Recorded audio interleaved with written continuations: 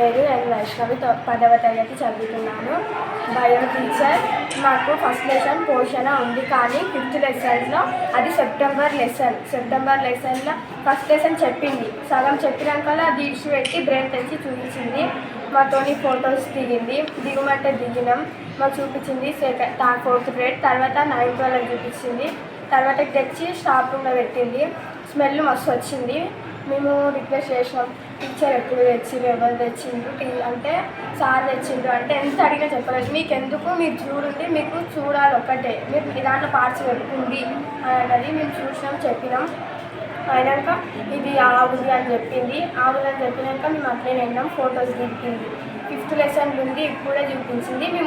మాకు 2 లెసన్స్ ఇలాగా కరెక్ట్ అర్థం కావు. ఇప్పుడు ఫస్ట్ లెసన్ సగం చెప్పినాక 5th లెసన్కి ఎందుకు పోయింది టీచర్ అని మా doubt.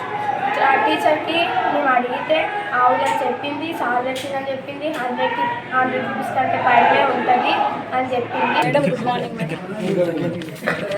Girls school Yalal madam. నేను మేడం నేను 6 డిఏరియన్స్ బిల్స్ ఉండే, 2 రెగ్యులర్ బిల్స్ కోసం నేను ఇన్ఛార్జ్ రాసి ఎస్టీఓకి మళ్ళీ బిల్స్ ప్రిపరేషన్ చేసి సబ్మిట్ చేయడానికి వెళ్ళిన మేడం. బయోసైన్స్ టీచర్ ఇక్కడ డెమో చూపించడానికి బ్రెయిన్ తీసుకొచ్చిందట మేడం. బ్రెయిన్ అని అదంట మేడం. అట్లా ఇలా అందరూ వచ్చింది మేడం. ఇక్కడ వాళ్ళందరూ డివో మేడం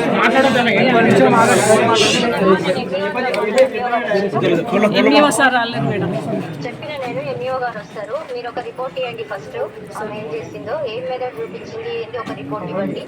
ఆమె దగ్గర తీసుకోండి ఫస్ట్ ఎక్స్ప్లెనేషన్. ఆవుది తీసుకురావాల్సిన అవసరం ఏమొచ్చిందమ్మా?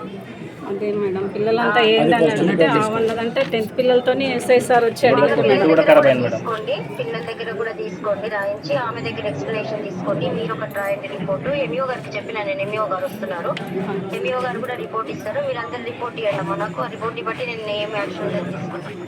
అలాగే సస్పెండ్ చేసినంత ఇక్కడ నుండి వెళ్ళమంటారు. సంఘాల వాళ్ళు ఎవరు వెళ్ళారంట అని చెప్పండి. Action, immediate action. డిఓ గారితో మాట్లాడుతున్న డిఓ గారు ఏం చెప్పడం జరిగిందంటే, వారు విద్యార్థుల యొక్క వాంగ్మూలం తీసుకోవడం జరిగింది.